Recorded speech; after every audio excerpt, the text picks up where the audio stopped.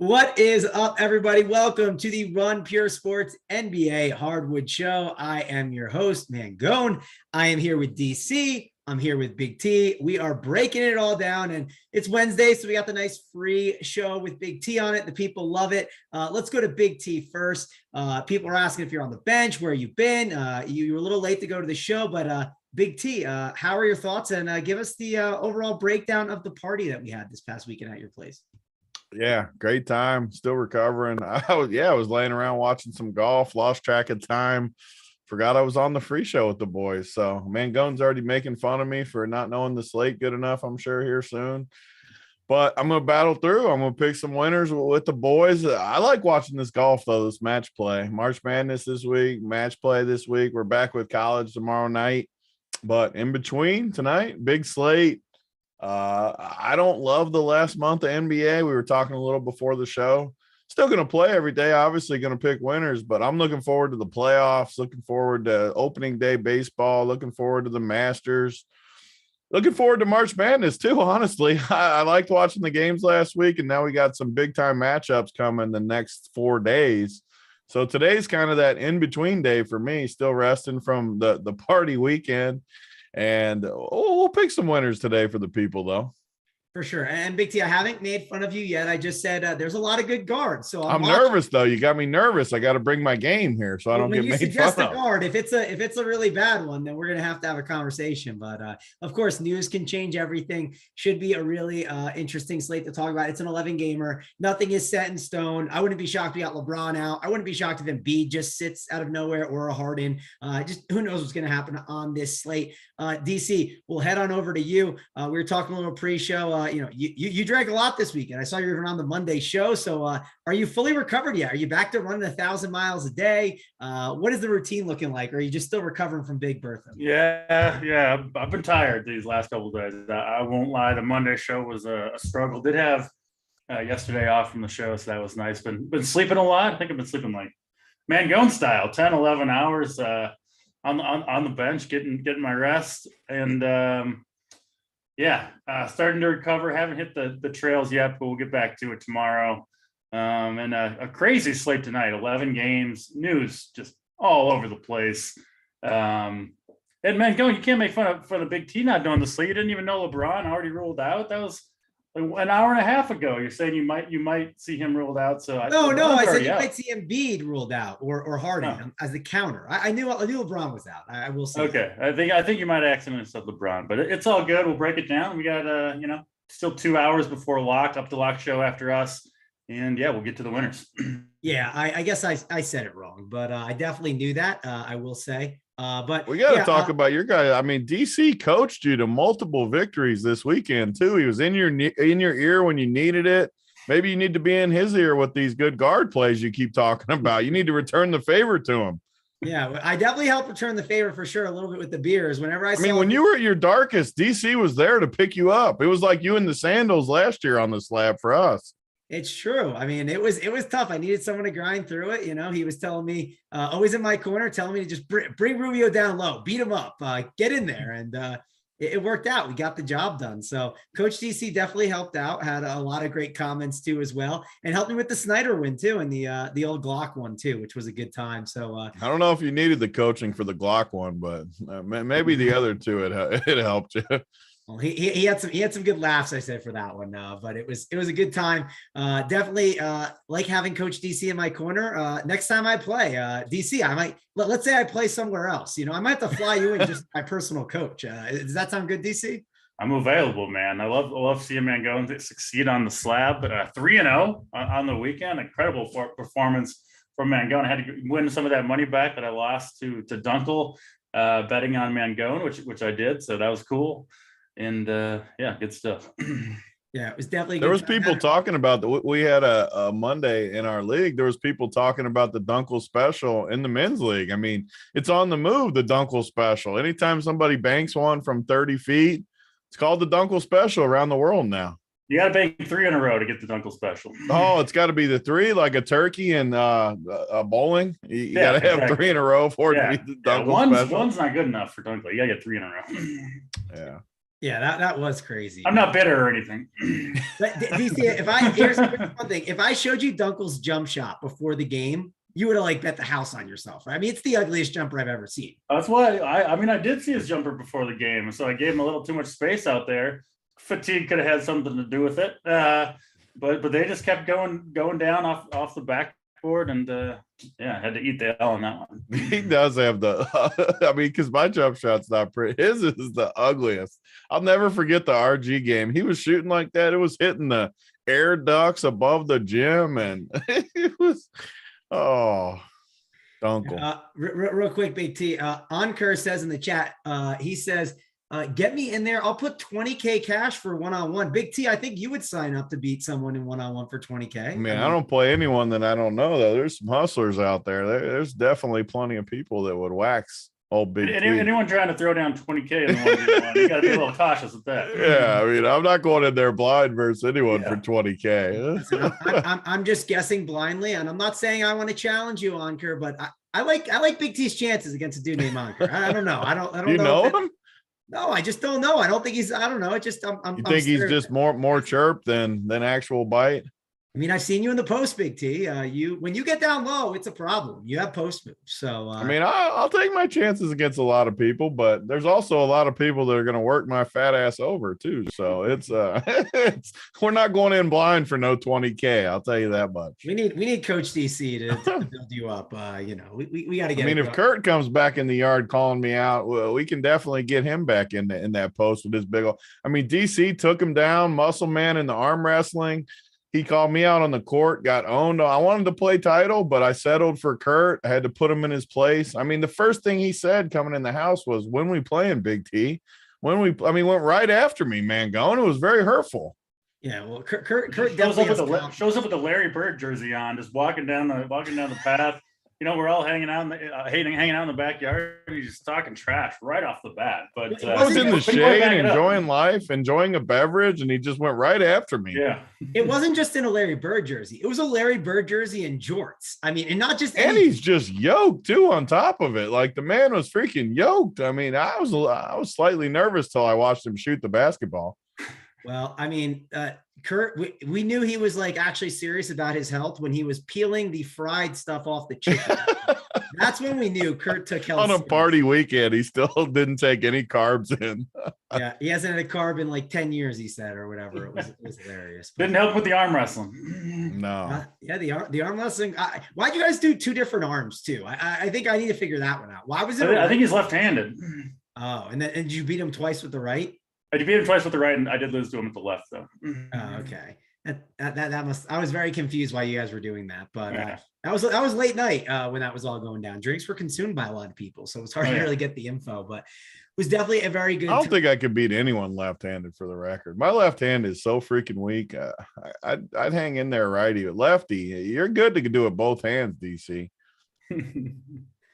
Well, nothing else or more to say. I can barely talk right now. We have a pretty big slate to discuss. I do want to dive in and talk about it. So let's kick it off at the top. Let's see if I can stump you guys with some of these guard plays I've been talking about. So Big T, let's head on over to you first. We have 3 7:00 games. So Big T 777 could be out in front tonight on an 11-game slate. We got the Hawks and the Pistons. And listen, 11-game slate, I'm typically out on the Pistons, but Kate Cunningham, I mean, at 8.7, I'm sort of interested in a Hawks on a back-to-back where they don't play a lot of defense. I don't think it's the worst idea at home. And then the Hawks side, like Trae Young can easily go for a big game, but do you want to play him on the second night of the back-to-back? They're also missing some guys. I know Bogdanovich is questionable. Gallinari's out. I heard Capella had an illness. So there's a lot going on with this Hawks situation that we're kind of waiting on. The Bogdanovich stuff is really big, though. Big T, what are you doing with this Hawks and Pistons game? Yeah, I agree. I mean, Trae Young continues to be incredible, but you got a back-to-back waiting on Bogdan. I kind of think Bogdan might sit. I don't know, though. I mean, he's been questionable a little bit lately. Crushed yesterday. If he sits, I mean, it definitely helps the wings, the Hunter, Herder. I mean, is Gallo already out or no? Yeah, Gallo should already be out unless he's already out. Yeah, he should be out already. That was Gallo's already out. So I mean, if Gallo and Bogdan are out, you're going to have to look at a few of these wings Even like a DeLon Wright, I think would get a decent boost with Bogdan out. But again, it's 11-game slate. We're back to the big slates that you don't need to force it early unless it's a really good play. 'Cause we got great plays tonight, just looking at the projection. So I'm not going to go crazy with this game. If Bogdan's in, it's just going to be Trae Young and Cade Cunningham for me. Both look good. Cade is just, I mean, the dude's just good. Early in the year, we were on him and he was kind of up and down. Now it's just more ups. I think he's found his footing a little bit and he's just smashing. His price is high now, though, too. 8,700 on DK. But you can definitely go there and you can definitely go with Trae. Neither will be core plays for me, though. Yeah, I think if you do play Cade, I'd focus it on the small forward position just because I think it's a really big and good. How is he eligible there, by the way? He's been there for a while, but like he's not a small forward. I don't get it. Yeah, I don't know, but it's nice that he is. I will say that. But sometimes it like catches me off because sometimes you'll just click the buttons on DK, like you'll find Cade, click him, you expect it to go into the point guard spot, and it'll go in the small forward, and it still catches me off guard. It's nice. What's funny, DK is pretty like strict about the players that are point guards. Most of them, even if they're kind of point guard, shooting guard, they most of them are, you can only play them at point guard. And then you've got Cade, who you can play at small forward for whatever reason, which, you know, I mean, you mentioned Ed Mangone. There's a lot of good guard plays. I mean, good center value as there typically is. So those forward spots could end up being the tough ones to fill.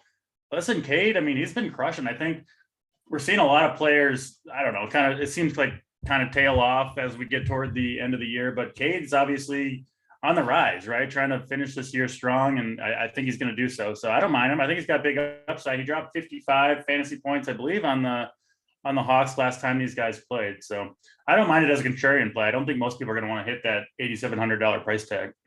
Yeah, I mean, I definitely like the idea of going Cade for sure. He's going to be someone that I'm going to consider. I'm not for sure going to lock him in there, but I'm definitely going to give him a strong look. DC, what about some of these other Hawks? Obviously, like if Bogdanovich did say, yeah, that would change some stuff up. But part of me thinks on a really big slate, like even if a Bogdanovich sat, do I take this shot on someone like Herder? Like, I mean, it's a jump shooter on the second night of a back-to-back. Like, I feel like I'd rather take a chance on like a 4.8K DeLon Wright rather than a 5.8K Von Herder. Also, I believe it's a DeLon Wright revenge game, I'm thinking. I can't remember if he played there or not.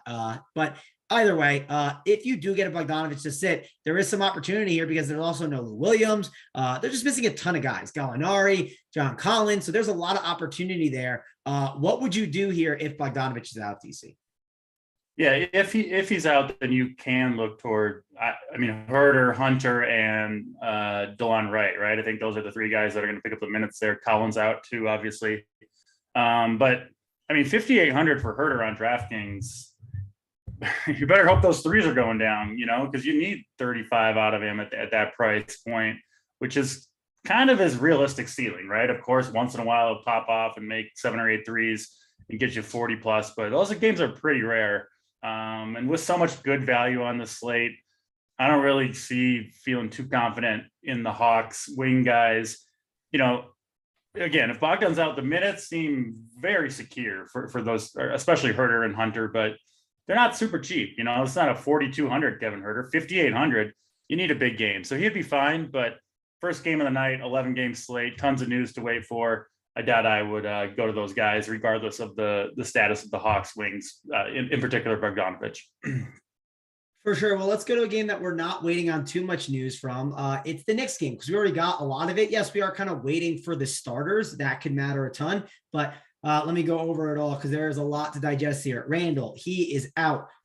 We got obviously Mitchell Robinson. He was the big surprise out. These are kind of like the newer ones that we have today. So that means there's some real opportunity here at the big man position, right? Obi Toppin, 3.4K. Definitely a strong option. Jericho Sims, who I know you were on yesterday, Big T, and I considered pretty heavily instead of just playing the 4K centers, I consider just going all the way down to 3K. He's 3.2K. Taj Gibson, 3K. I mean, there are some options here, Big T, at the center position that, like, there's only 3 that you can put there. Like, is anyone going to play at the 4? They are playing Charlotte, so maybe Barrett could play some time at the 4. That opportunity is there, and they slide Fournier at the 3, and then they play Quickly and Burks together, but they typically stagger those guys. So overall, I think this is a really good spot for some of these cheap Knicks options. Like if this game happens to blow out, let's just say it does. Well, if it blows out, Jericho Sims, I think, still plays. I think Quickly still plays a lot. There's just so much opportunity here for Knicks that they're just like one of the harder chalk options to pass up on this slate, Big T. So how are you handling them? And then are you going to run back some Charlotte Hornets here? Because I don't think that's something I want to do, but it feels like something that you might do on this slate. Yeah, I mean, yesterday is a good example of, I think I'm pretty good at not being results oriented both ways, good and bad. I think I try to make the decisions based on what the reasoning instead of the production. And yesterday, Jericho Sims is a good example. I faded, God, I'm drawing a blank. Mitchell. What's the freaking Big's name? I'm drawing Mitchell Robinson. Mr. Robinson. I faded him, and I thought Jericho was a good play. Mitchell, he didn't get in foul trouble, which it obviously was what I was going for, a little foul trouble and a bigger boost. But I didn't mind the play. He didn't crush, didn't get the run I'd hoped for, but I really liked the decision-making behind it. And today, I think even more so, like Mangone said, where in a blowout, which I do think this game has a pretty good chance of blowing out just because the way Charlotte plays on a back-to-back for New York, I want these guys that could get run both ways. Jericho Sims, Quickly, Obi, obviously, I think will get good run. And I mean, he's just going to be very hard to fade on this slate at 3,400. And then you got the good guys that I think are hard to fade too. I mean, Barrett at 7,900. I mean, it's a very hard fade unless you're just dead set on a blowout and you want to fade some chalk. I mean, you're giving up a lot of projection to not play a guy like Barrett on this slate. Burks, I think, is a little more shaky, like Mangone talked about with the guards. He's going to project great. He's going to be a good play if it stays close. But there's a lot more paths for Burks to bust, especially at 6,200, where I could make a case for it. Some of these other players, even like Miles McBride in a blowout, I think could be sneaky. But it's a 11-game slate, so you don't really need to go that deep. For me, though, Obi, I think, is a lock. You're not really going to fade him against a team like Charlotte. He should totally crush at 3,400. I just can't fade Barrett, I don't think. I mean, he's just going to play too many minutes. Even in a blowout, he could play. Unless it's like a 30-point game. If it's like 18 in the fourth, he's going to play and he's going to crush. So, I don't know. I think the more important question is how many Knicks is too many, like we always ask. With it being an 11-game slate and lots of value out there, I'd say you want 3 Knicks, maybe. I think that's a good number just because you got 2 locks and then maybe you throw one more in there, Quickly or Jericho or basically any of the other Knicks as your third guy. But RJ and Obi, the projections are going to tell you they're locks. I think they're pretty much locks. I guess you could maybe fade Barrett if you think it blows out, but man, when you look at the projections and the minutes and the opportunity, it is very hard. And then you look at the Charlotte side. We've talked about this all year at Run Pure on the premium and free shows. Everyone knows the Knicks value. Everyone's going to play them, but no one rarely ever runs back in this spot because none of the projections will pop in this spot.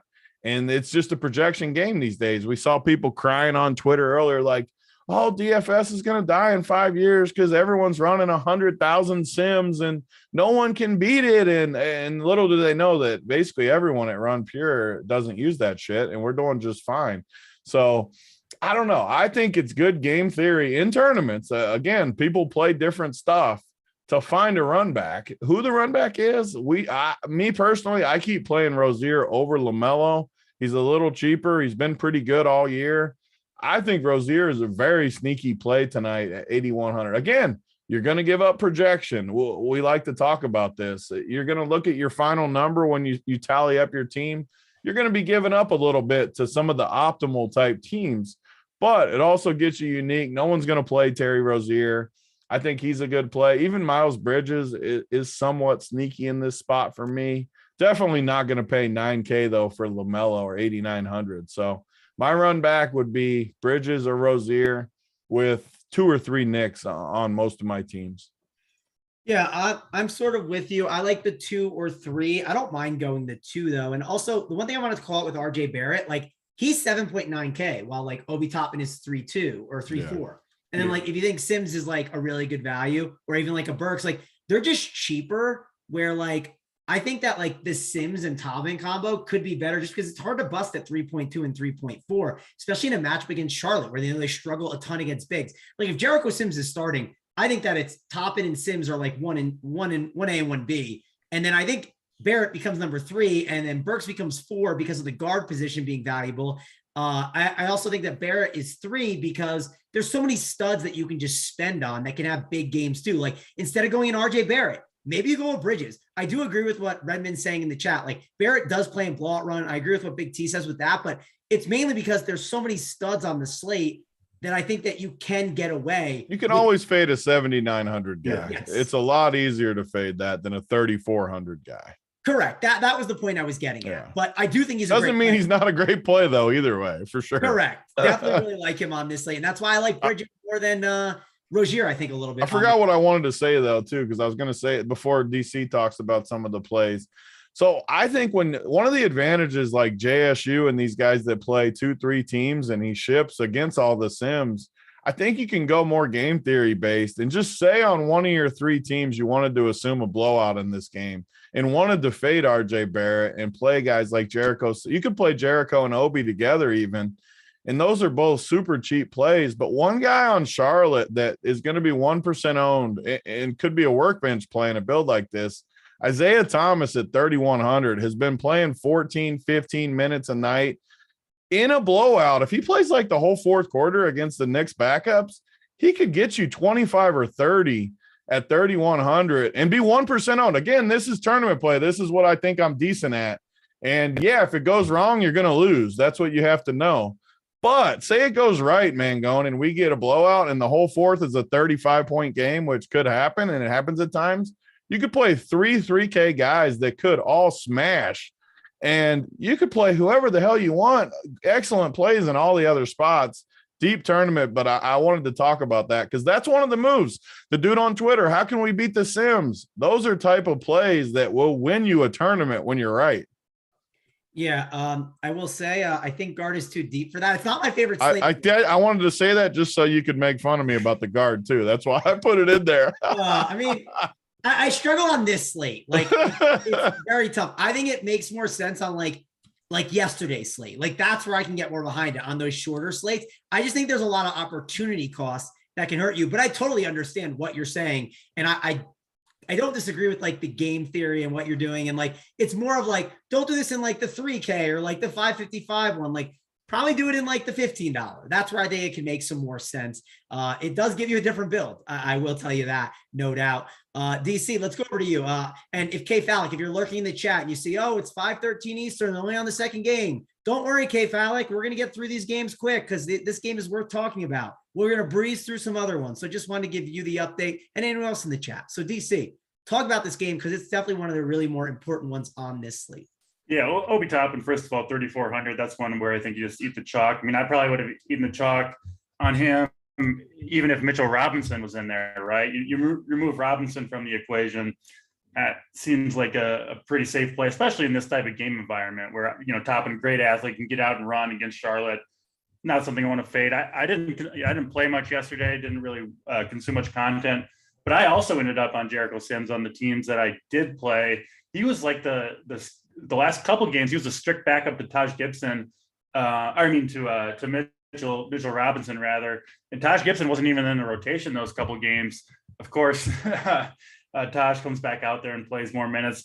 We'll see who starts tonight, right? I hope it's. I don't know what I hope, but I think you can play Sims either way. At this point, they're just down so many bigs. You know, they're not going to run out Taj Gibson a ton of minutes, especially on a back-to-back. So I do think Sims is. Yeah, I kind of thought so yesterday, but now especially, I think he's safe for 20 plus and maybe 30 plus minutes, honestly. So I'm in on Sims, Toppin. Of course, RJ Barrett's a good play, but at 7,900, he's got to have a big game, right? I mean, if he just shoots the ball poorly, he could bust because he's not necessarily a guy who does a ton other than scoring. So I think he's fadeable. Of course, he's a good play if you want to go in that direction.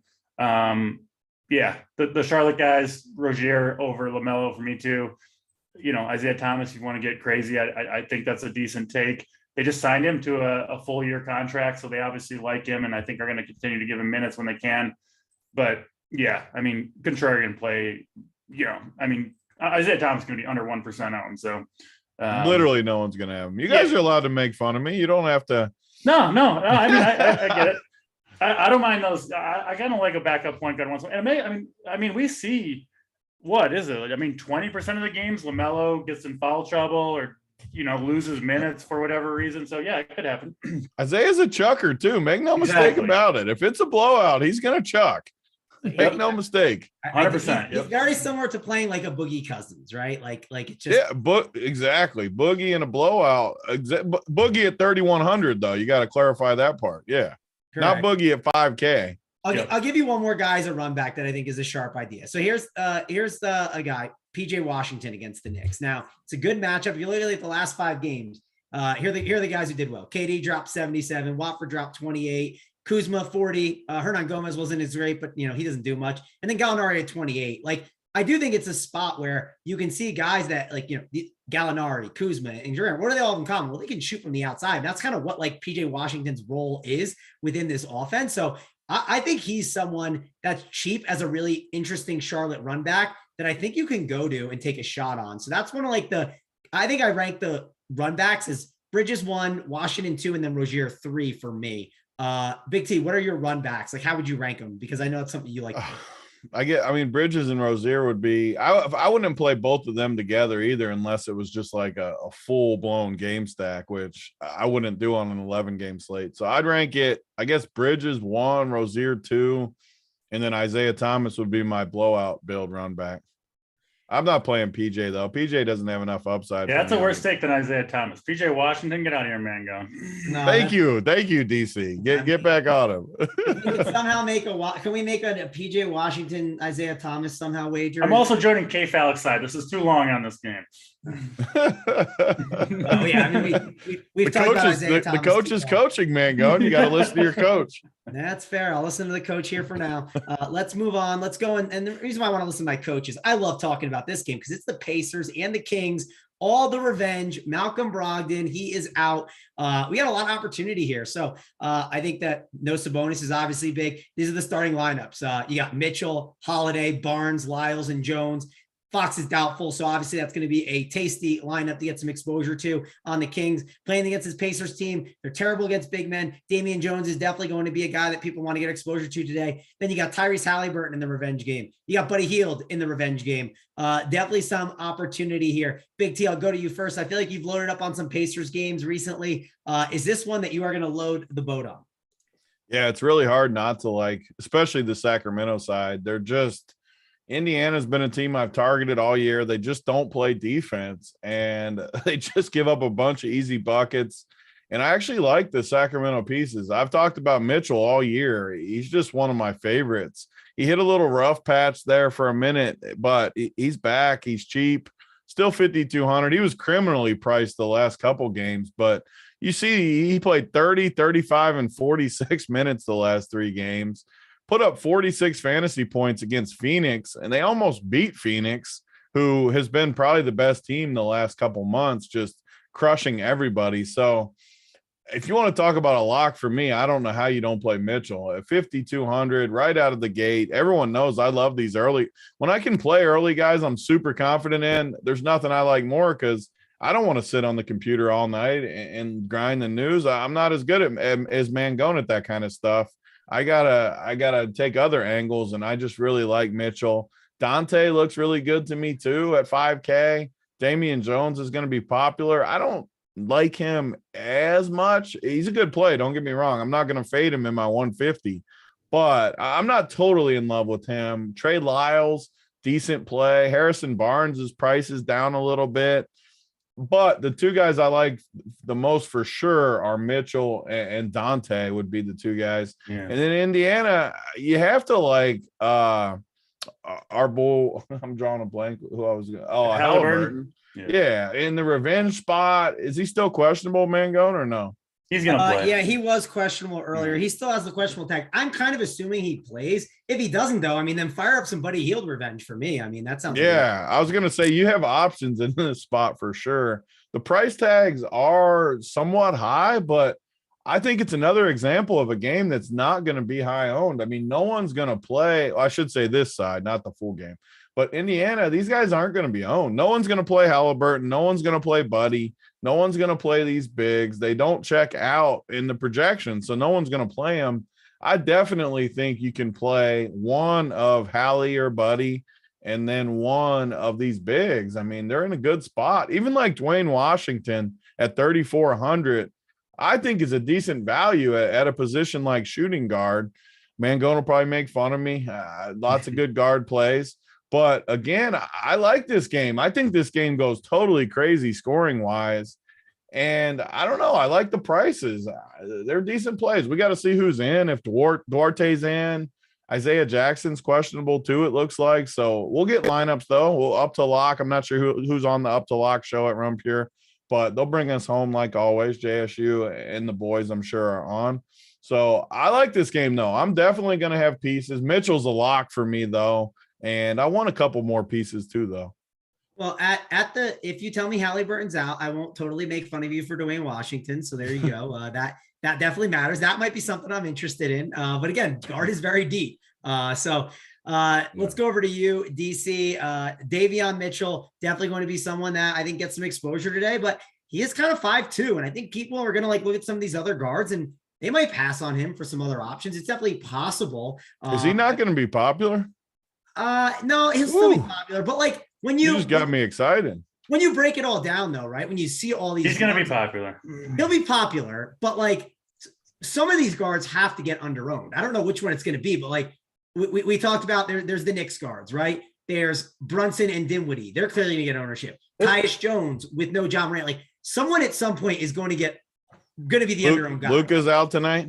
Yeah, Luka's out. DeJounte Murray against Portland at 10-3. He's a guy. It's going to be one of those slates where whichever guards you have, you're going to see how owned they are, and you're going to be like, man, everybody else is a donkey, and I'm so smart. It's they get good guards too. You know what I mean? So it's one of those where that's the ownership just has to spread around because there's the guards. And let's say Shai Gilgeous-Alexander's in, right? If he's in and he's going up against the Magic, he could absolutely crush it 9.7K. I mean, he's just been printing 60s every game. So there's just so many guards that again, I think Mitchell does get ownership, but I am curious to see how spread out it gets. Cause I was shocked yesterday that Zach LaVine was questionable all day. And then randomly he was 35% owned in one of the GBPs. Ownership can kind of surprise you sometimes. So, but DC, break this game down for me. What are you kind of doing with it? Yeah, I'm in on Mitchell, 5,200, 4,600 on FanDuel is super cheap there. I mean, again, if the news kind of breaks our way here, potentially you could get a kind of a full game stack here. What is a total? 235 expected to be close. You've got revenge narratives on kind of both sides. And I don't know, to me, Brogdon sitting out the second game in a row due to rest, you don't have to stretch it too far where it's maybe Halliburton just gives him a little tap on the butt this morning. Is sit this one out. Let me go to work against my former team. Right. That's not too big of a stretch for me where you could see Halliburton just go absolutely nuclear in this game. Wouldn't shock me at all. Maybe it's a back and forth with Mitchell. I like DiVincenzo. He's been playing well, should get big minutes. There's Damian Jones.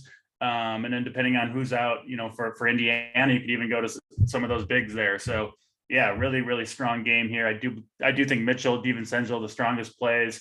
Jones a good play, but if he's going to be super popular, I think you could move away. He's just not a sure thing, right? Like some of these cheap point guards are. So yeah, not a ton more to add beyond that. But again, I assume Halliburton's going to be in there, and I do kind of think there's a little narrative going on there as well. And Buddy Hield, by the way, we saw when he kind of first came over, just total green light, was crushing it. But then Brogdon came back and kind of slowed down. The minutes have been down recently, but mostly due to blowout and foul trouble. So I wouldn't be surprised. And obviously a revenge game for Hield as well. He's not going to have anybody on him at 7,700 on DraftKings, but we've seen games where he gets up 13, 14 3-point attempts. So obviously the upside is there. Minutes should be there with them shorthanded. Yeah, I think a really, really good game overall. Yeah, and we did just get the news. Halliburton will play. Jackson will play. Duarte out. So obviously big pieces of news there. we don't got too much else to say about this game. It's definitely a good one. What about Jackson himself? He's capable of some big games. That's a big T question. I probably won't get there on this slate at the power forward. He's power forward and center eligible. Yeah. He can run into foul trouble, but he's an elite producer. Big T, can you do this on this slate? These bigs have been good. I mean, I played these guys a few times, Jackson and Jalen Smith mainly, where they never check out as good like plays projection wise, but they just because their minutes are all over the place. But if Jackson avoids foul trouble and plays well, I mean, he might be a better last guy. I agree. I think like last guy in, and if like you have like exposure to the game, it's not the worst idea for sure. These are game theory moves though. That's why I get annoyed. I know I made fun of the guy that said that about the Sims, but these are the things you do to beat the Sims. Like DC said, where you can game stack, like that's never going to show up in the Sims. And yeah, it's technically not as good of a play in the NBA. Most slates you're going to lose doing it. But just say this game shoots out and you somehow get overtime or double overtime. Again, you got to, like, I'm just talking scenarios, and a game stack could definitely pay off in a huge way here. And it's stuff people don't do, and the Sims will never be able to show you that.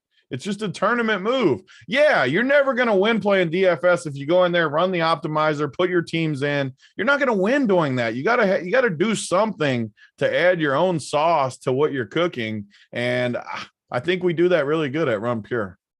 Yeah, I will say, like, I think power forward forward and center is one of the best positions to get your differentiation. I think there's so many good guard plays all around that the ownership will spread itself out enough where I think you want to condense on, like, still want to be on those good plays, and then your differentiation plays are spun throughout that. I'm not saying Fade, Obi Toppin, and RJ Barrett who are forward eligible, but like, I think mixing in guys here and there at those positions makes a ton of sense. That's definitely something that I'm going to be looking at. And DC, what I took from Big T's thing is he's got sauce and he's cooking stuff up. I can't imagine Big T cooking something for me. Would you eat something that Big T cooked, DC?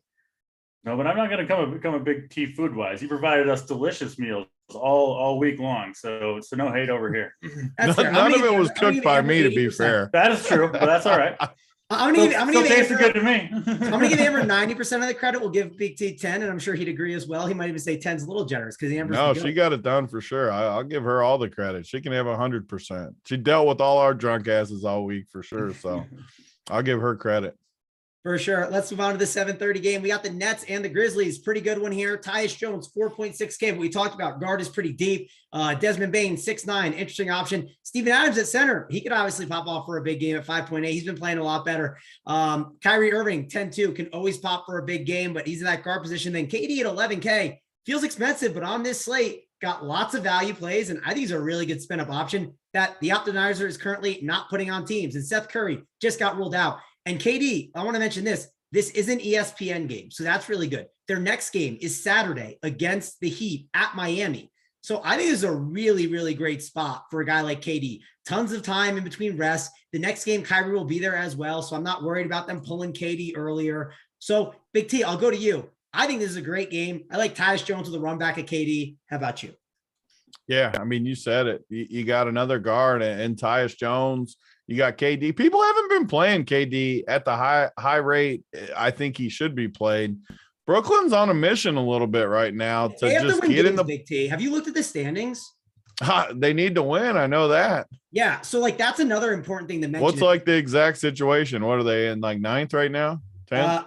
They are currently, I mean, another 4. I see 4th in the Atlantic. I'm pulling up the standings. They are currently the 8th seed, where they are 9 back of the 6th seed, and the Cavs are 6 back of the 1. So they're not getting the 6 no matter what. Well, no, they can get it. They're 3 back of them. They can definitely catch the Cavs. I thought you just said they're 6 back or something. Yeah, I read it wrong. I was reading it from first. So Cleveland. So they can get out of the play-in still? Yeah, they can get out of it. They're 3 back. It's definitely possible. There's one team in between. It's the Raptors at the 7.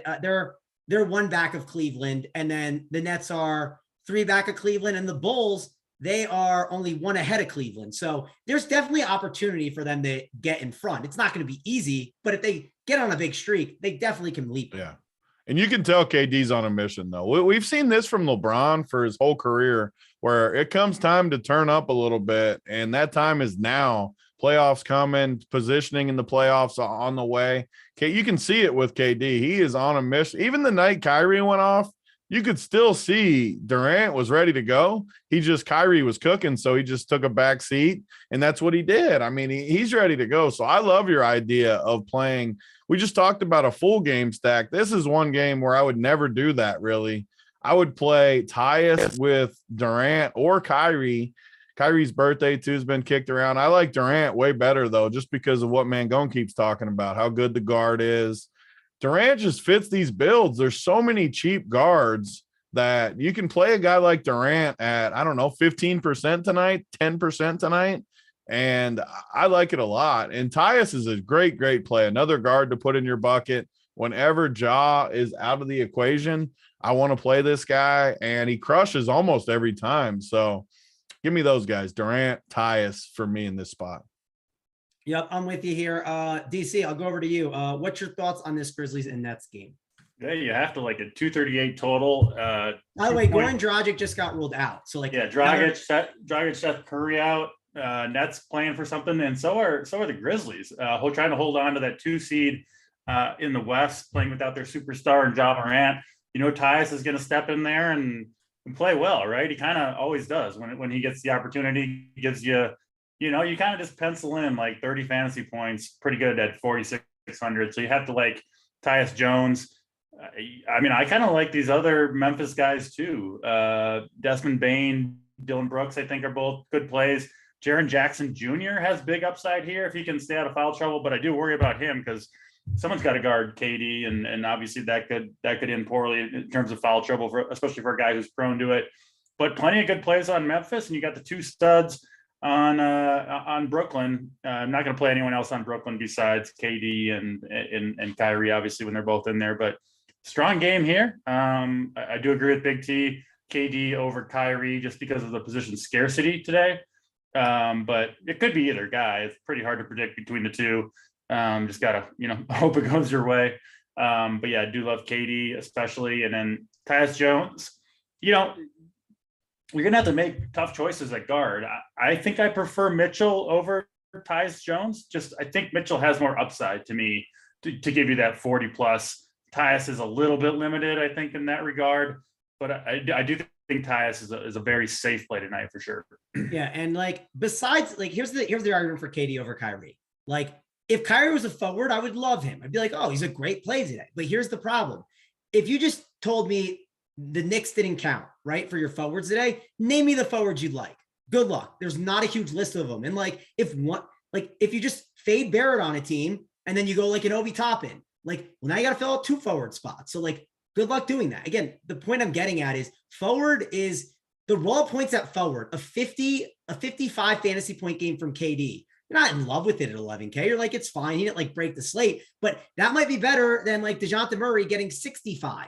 And at a cheaper price when other guards go for 40. It's just it's just simple. So I've seen it for a while. I feel really strong about this take. So I'm definitely going to the grave with this one. I like spending at forward. What these dudes out, man, going? You're the one good with the news. Like, who's these dudes being out benefiting? For the KD stuff? Yeah, like with both guards out. I mean, Patty Mills is going to pop for sure at 3,400. But who else does it benefit? Does it benefit Bruce Brown enough? At the guard position. I know Cam Thomas was out for a little bit. I don't think he really gets like the biggest bump in the world though, right? Like, I mean, someone has to be out on the floor playing with these studs and getting open shots. So I think Bruce Brown at 6'3" is going to play like a pile of minutes tonight. Like, he almost has to play 40. Like, correct. They don't have anybody. And he's 6'3", and you'd be like, oh man, like that's an expensive tag. But like small forward too. You were just talking about the forwards. If we can get 40 from Bruce Brown, I think that's pretty interesting. That's something I might be interested in, as our boy Tambo says. I mean, I might be interested in that. Yeah, and you know what you might see? You might even see KD play the 3 a little more than the 4, where James Johnson, you can put him at the 3 too, right? I love James Johnson because he's 3,100 and he's forward eligible. He's another guy. I'm waiting to see what these projections do because we still got Curry in there and Dragic was already out. But I'm waiting to see what shakes out with these projections, because I think you can find some dudes for Brooklyn because, like you guys said, they need to win. And I could see them blowing out Memphis even. I think Brooklyn plays great tonight with both studs in there, with other pieces that fit. I mean, when Kyrie and Durant are on the floor and healthy, Good luck. They're good. Also, James Johnson is an elite producer. And like when you take out Seth Curry and Dragic, we need a more of a ball handling guy. And like James Johnson certainly can ball handle some. Of course, he's not going to take it from Kyrie and KD all the time, but he's going to get some type of handling. It's not like he's just going to sit in the corner all game. So again, I think it's interesting. I don't hate it because of the positions. I think that 3.1K, he makes a lot of sense. So DC, any final thoughts here on this Brooklyn and Memphis game? No, I think that's it. All right, cool. Let's move on over to the next one. We got the Jazz and the Celtics, and this is where I think we're going to start passing through games pretty quick. Like Jazz Celtics, I have no interest in anyone except maybe like you could talk me into a spend up on Jason Tatum, but that's really it. I got nothing else to say. Big T, how about you? Yeah, I mean, K Fallick's starting to get stressed out. We're on here too long. This is going to be a nice, easy boost game for us. Just get this puppy out of there. There's some decent plays, but again, another thing I think we do good at Run Pure is just eliminate some spots. I'm not going to play anyone in this. I hate playing both these teams to begin with, let alone when they play each other on an 11-game slate. So get me out of here for this one. All right, Coach DC, anything on this one, or we just? No, you want to play a super low on stud and Jason Tatum by all means, but that's what it is. You know, he's going to be low owned, I think, for a reason. Yeah, nothing more to say, really. All right, Warriors and the Heat, and you don't need to say Coach DC. You just address him as coach. Like when you have a coach, you just say, Coach, what's up? Just you don't need the DC part. Just Coach from now on. That's true. It's just Coach. Fair enough, because everyone knows who I'm talking about, and the coach knows as well. I prefer Sir. Let's get a couple wins under our belt. You know, let's go take down Big T, and then I'll call you Sir. But we're not there yet. Let's go to the Warriors and Heat, and a day where like the Warriors, like if it wasn't a big slate, I think I'd be interested in some of these value plays. I'm just not as excited, especially against the Heat. You can make a case of low and Bam Adebayo, like we just made the case for, a Jason Tatum, but I'm kind of out on this game. I just don't think it's the greatest idea. Maybe a Kuminga at 4-1 you could talk me into, but DC, I don't know what else to do here. What do you got? Yeah, this is one I'll push back a little bit on this one and maybe recommend another bad guard play because I'm looking at the projections and the ownership and I'm not seeing Jordan Poole popping too much. But he's popping in DC's head, at least, in the gears that are turning in there. I mean, who else is going to create for this team? Look what Poole's done these last few games, and that's playing with, Klay Thompson, Porter, Draymond Green, just various guys have been in and out. 34, 36, 40 minutes, over 20 shots in each of those games, over 40 fantasy points per game over the last 6. 7,600, still a very decent price tag. They're just down to bare bones team, and he's a chucker, man. He relishes this opportunity to go out there and get the job done. I know it's a tough matchup going into Miami. Maybe Golden State gets blown out, but if they don't, I think Jordan Poole's got a good shot here at 50 plus fantasy points, 7,600. That'll more than get the job done, most likely. And it looks like some pretty low ownership. I mean, you didn't even acknowledge the man's existence when you introduced the game, which I was happy to see. I hope I'm the only one going down with Jordan Poole tonight. So he's my play from this game. Probably won't go to too much else.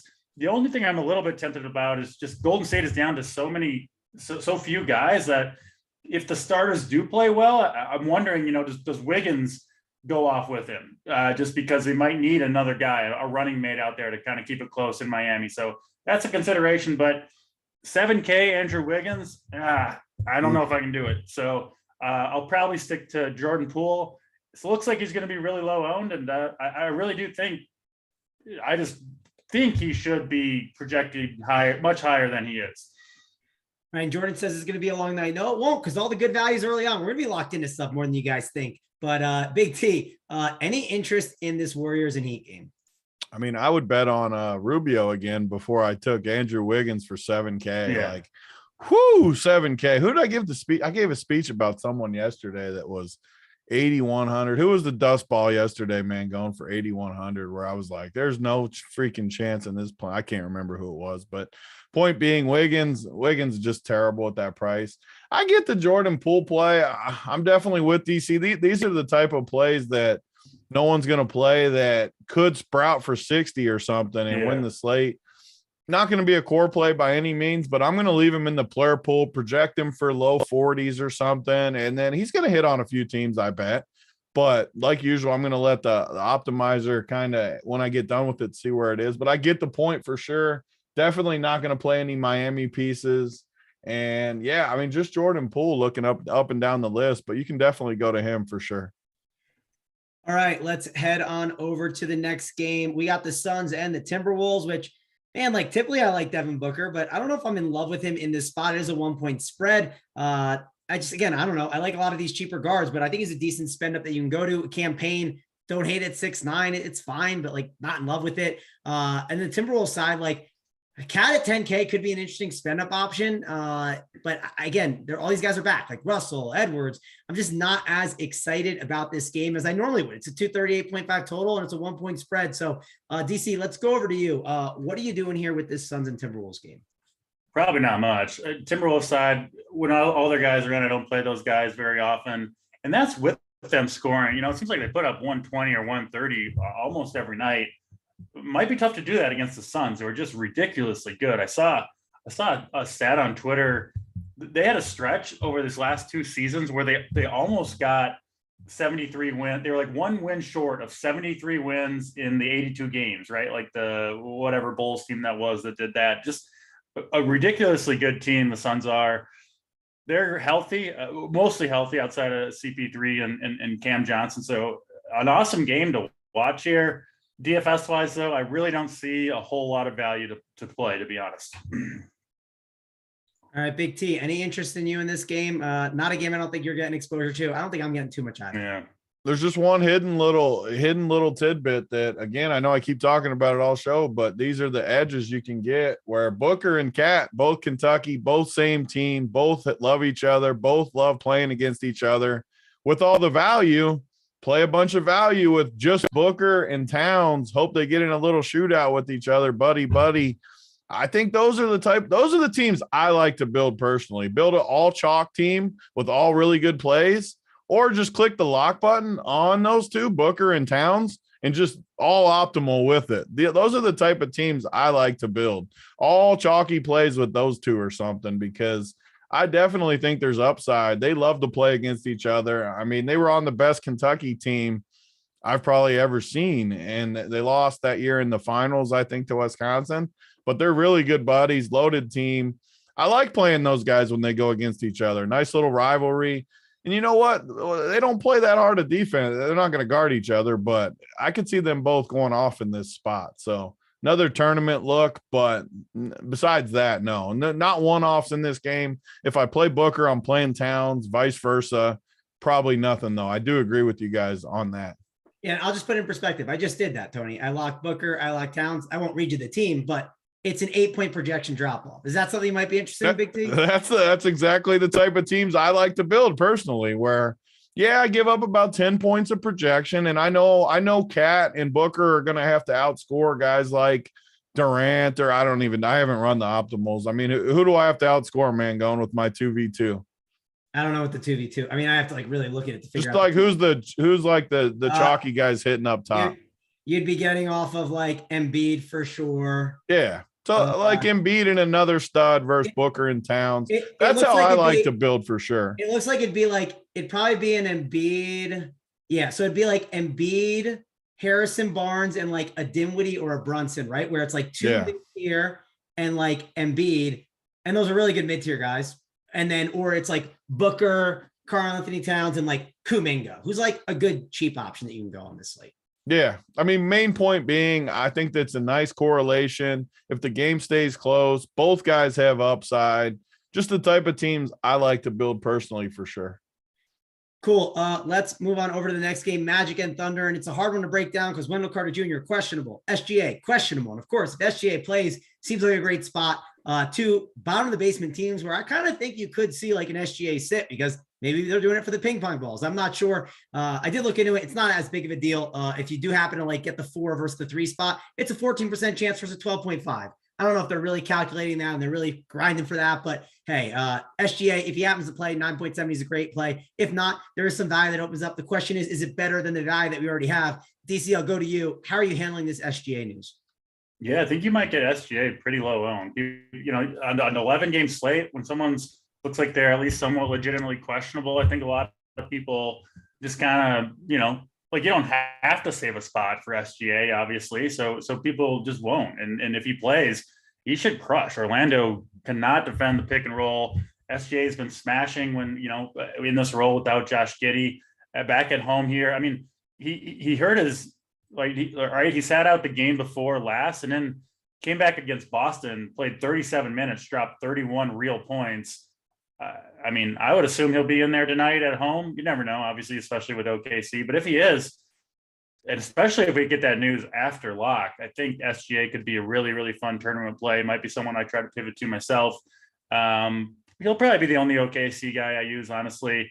And in Orlando, I mean, I guess if Wendell Carter's out, you could go to some of those values from Orlando.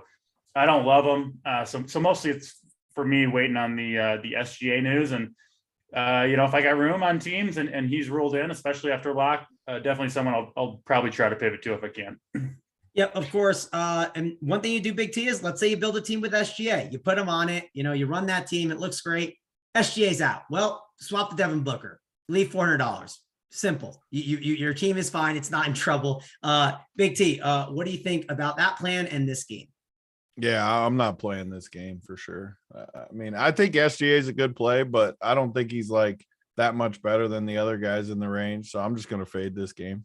Well, let's keep cruising. 3 games left. K Fallick is shaking in his boots. We got 14 minutes. We'll get the job done. Let's go back to Big T because it's the Houston Rockets and the Dallas Mavericks. And these are 2 guards you got to love today, Dinwiddie and Brunson. So first question, Big T, can you play both together? I think you can. Also, Dwight Powell, Maxi Kleber. I mean, it's been centers against the Rockets. You did this at the live final. So let's talk about it. You got to break this one down for us. What are you doing with the Mavericks and the Rockets? It's just funny how things change in whatever that was 2 weeks ago when the live final, because Powell was very cheap and Kleber was like 3-3 or 3-4. Now they're 4-8 and 4-1, which we've always talked about on these shows is a very significant bump. It's crazy how good Powell's been since then, though. Didn't he just go for another 50 piece or something? Let me pull this dude up. He went for 50 at the live final, and then he just went for 41 last game against Minnesota. So he's kind of been crushing. So even though Powell is 4,800, centers have destroyed Houston. I think you can play Powell, and he's another guy that is not going to hit on the projections. He's just not going to, because Powell at 4,800, the projections physically won't be able to do that for you. They just won't. There's no scenario that he'll pop. So I think you can go to him. I'm not playing Kleber at 4,100. I'm still disgusted that he played 4 minutes in that live final, but he sucks on top of it too. He's white. He's awful. I got no interest in him. But Powell, and yeah, the guards. I mean, everyone's looking at the guards, and I guess Finney Smith too, because he's 5,400. Can definitely play all 3 of them. All great plays. All, again, like Mangone keeps harping on, these guards, you're going to have to fade a couple good ones.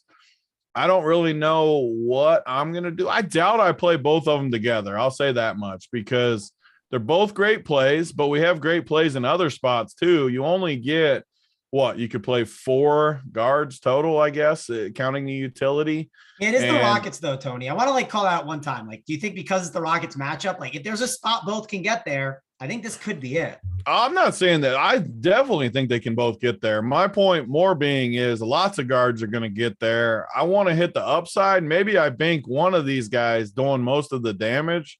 And I don't know. They're both great plays. These are the type of things you got to make decisions a little on your own. They're both going to project really good. They're both great plays.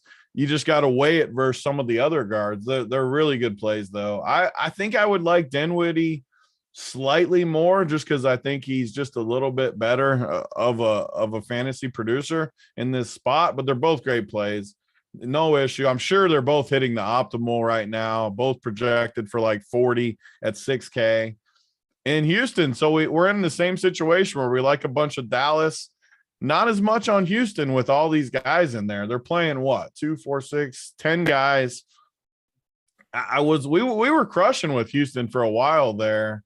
I just don't think I need to go. I wish I could play Wood, because I think he could crush, but he's up to 8,300. I don't want to pay 8,300 for Christian Wood. So for me, it's just going to be a few Dallas pieces in this game with no run backs.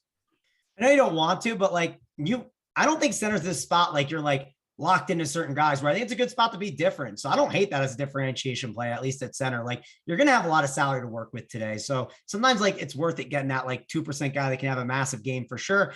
I do want to mention the news we just got.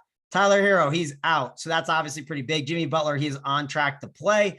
Oladipo on track to play, and Caleb Martin. I guess quick, you guys, does that change anything for you guys? DC, what do you got? I mean, if you want to play Jimmy Butler now with Tyler Hero out, I think it makes some sense. I think he's cheap enough. Again, you can play him at the forward spot, so that's a fine play. But yeah, certainly. Victor Oladipo playing tonight. Okay. I don't know. I'm probably still not going to many Miami guys, if any. And then talk about the Dallas guys, because again, this is an important spot. What do you want to do here with these? Yeah, you have to like Dinwiddie and Brunson in particular here. I do think because Brunson is $300 more than Dinwiddie, I think people would play Dinwiddie over Brunson if they were the exact same price. People are going to see that $300 difference, and I think prefer Dinwiddie. Again, if I had to put a projection number on both of them, I would give Dinwiddie, a point or two or three more than Brunson, but not more than that. And I think you could see Dinwiddie come in at 3 times the ownership at Brunson on DraftKings. FanDuel will be a different story because Brunson 5,300 over there. It's really hard for me to avoid him on FanDuel at that price point. But on DraftKings, I'll take the ownership discount on Brunson. I'm with Big T. I don't really want to play both. You certainly can, but I prefer not to. And I'll take what I assume will be a big ownership gap. I'll take the lower owned guy in Brunson. I think the Powell call is interesting. He has played Houston 3 times this year already, averaging 31 fantasy points per game against them.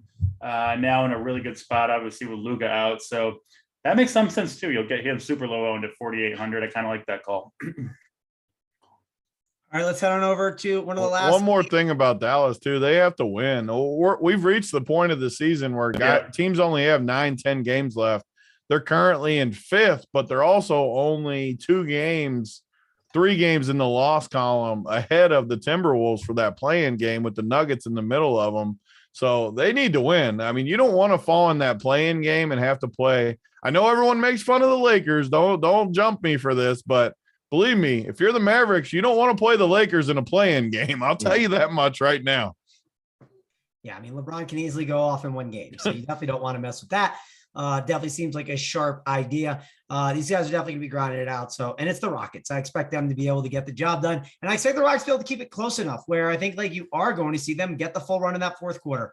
Let's go over to the Sixers and the Lakers. Embiid looking like he's going to get a lot of ownership at the center position, but man, like the Lakers, this team is terrible right now. Like I think that the Philly -9.5 seems not that bad, but Russell Westbrook has been playing better. Harden, he's at the guard spot, 9.9K. Big T, are you playing 8.8K Russell Westbrook today? I have some interest, but I don't know if I'm actually going to get there. How about you? I think this game is one of the interesting fades of the night just because of what you said. LeBron's been freaking carrying this team.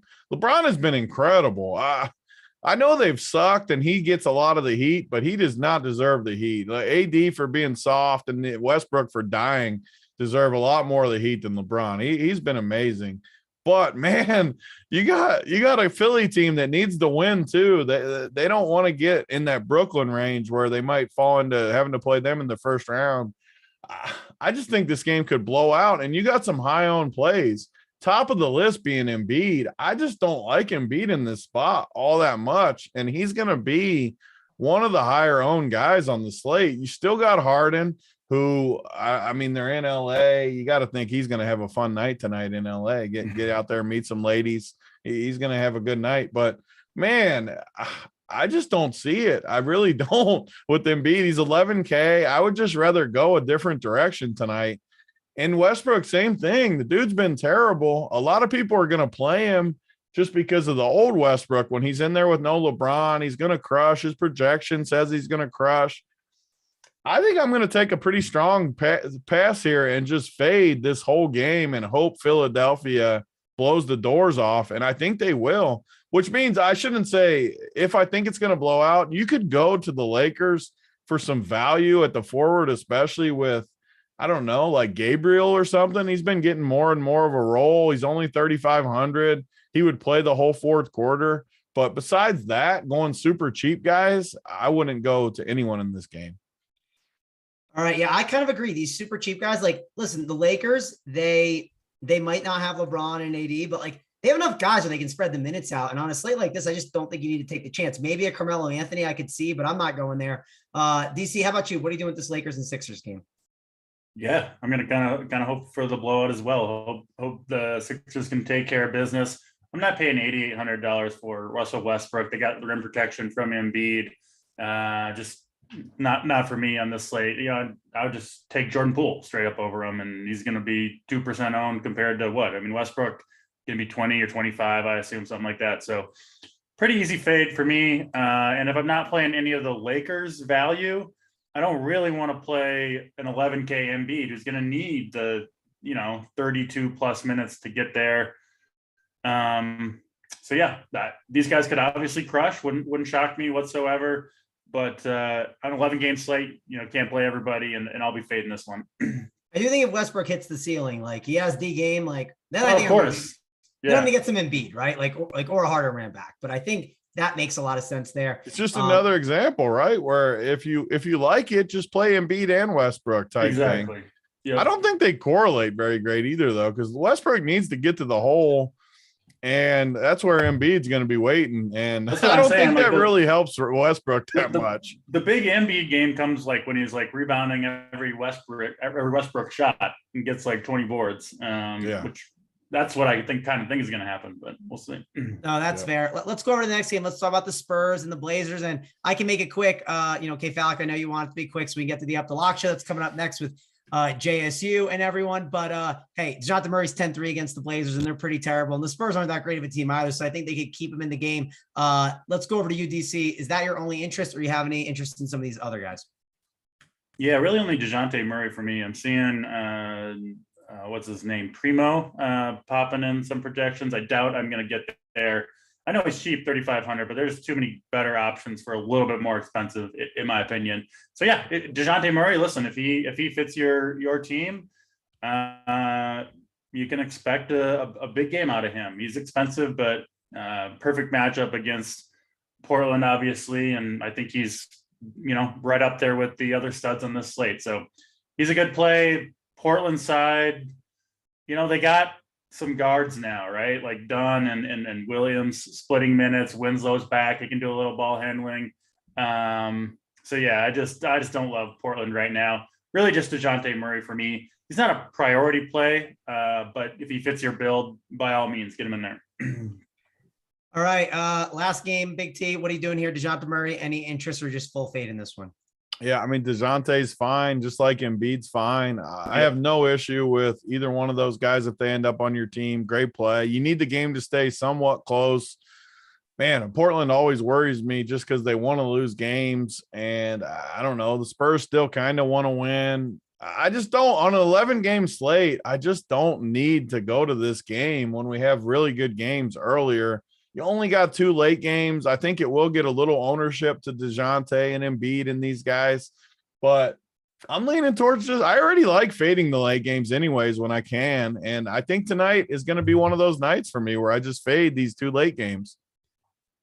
All right, let's move on over to the plays of the day. DC, I will go to you first. And I didn't say hit the like and subscribe while show because we had a big slate and we're only at 178. And I'm not going to get us out of here. I'm going to be nice. I'm going to give us the plays, but push them home. I'll say this: if I don't see the movement moving, if I don't see the meter moving up on the likes, I'm pulling it at the workbench play. I'm out of here. So I am going to say that. Well, we will be leaving if that's the case. So make me proud. Hit the like. Let's go to Coach first. Coach, give me Mom's basement play of the day. Yeah, I mentioned him a few times. I'm going to Jordan Poole. I think he's projected too low. I think he's going to have too low of ownership. I get there's some risk for Golden State not showing up tonight, given all their guys resting. But I think if they keep this game close or win the game, I think it's going to be on the back of Jordan Poole. I think he's got a chance for a huge game. It is partly, of course, an ownership play, but nothing wrong with that in tournaments. And I do really believe he's got a chance for a big game here. Yeah. And I'm gonna give the reminder right now. Listen, like we are on a delay. So you better hit this like now, because if not, you might be mad that it's moving up and like we're getting out of here. So in order to get that workbench play of the day, which we all want to hit the Big T workbench, especially after being at Big T's for the week. So let's get the likes up. Subscribe to the channel too. Hit that red button so you can get all the content that we have over here at Run Pure Sports, because we got that Up to Lock show coming up next, though. You guys got to check that out. You can't miss it on the premium side. Man, go, you got to speak for yourself. I'm not sure I want to hit the Big T workbench myself. So I'll leave that one to you. Hey, I've been on it before. I mean, I did a show live on the bench, so it was good times. Can't complain.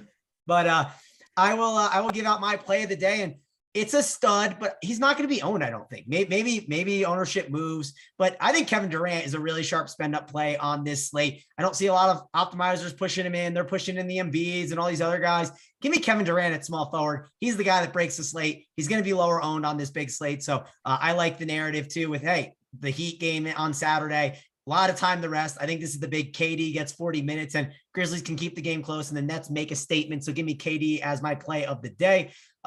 Big T, the likes have moved. We went from 178 to 218. So keep pushing them home. We won't cut off the workbench play of the day unless you think I need to, Big T. But what do you got here? Who is that play? I mean, Money O in the chat's trying to get me tilted. Just not a Jay Sims call again. I mean, I already gave the reasoning for it. You can't be results oriented with the workbench. Sometimes you get there and you don't get as much production as you'd hoped. I mean, maybe you get a little premature or something. You can't get excited. You got to let it take its course, Money O. But I'm going to give two because I'm not on this show all that much. I'm going to give one for like a main team, which is going to be my main team. And then I'm going to give one that is a big field, much lower owned type play. The main one, though, is going to be my boy Dwight Powell. We talked about it. He crushed for me in the live final in this same matchup. He just went off the other day. No one's going to play him tonight. And he's against Houston. That matchup we love. Can't wait to come back with them again tonight. I think he was 4,900 or 4,800 or whatever he was. Love him tonight, though. And then my huge field, whatever it is tonight, $15 or whatever the big field is on DK. It is going to be my boy Isaiah Thomas just for Mangone. We're going to go with the blowout. We're going to play a few Knicks. We're going to play Isaiah Thomas, and he's going to drop a little 30 piece and ship somebody a GPP. All right, well, we should have withheld the plays of the day. We should have withheld the but I apologize. No, I mean, we'll see. I will say if he goes off, it'll probably be bad for me. The mentions will hurt, but we'll have to see. We got to get on out of here, though. The up definitely play Sims tonight, too, by the way. I just didn't make him the bench. I mean, he's going to crush. Oh, I'm definitely playing Sims. I'm going to have some exposure. Same. Yep. Sure. He's not projecting well, too, so far, Big T. So not bad. We'll see once the starting lineup comes out, though. I wouldn't be shocked if Taj slides in there and then Jericho crushes. It's Charlotte. But we got to get on out of here. The Up to Lock show is coming up next. So for me, Mangone, Coach, and Big T, we'll see you guys later.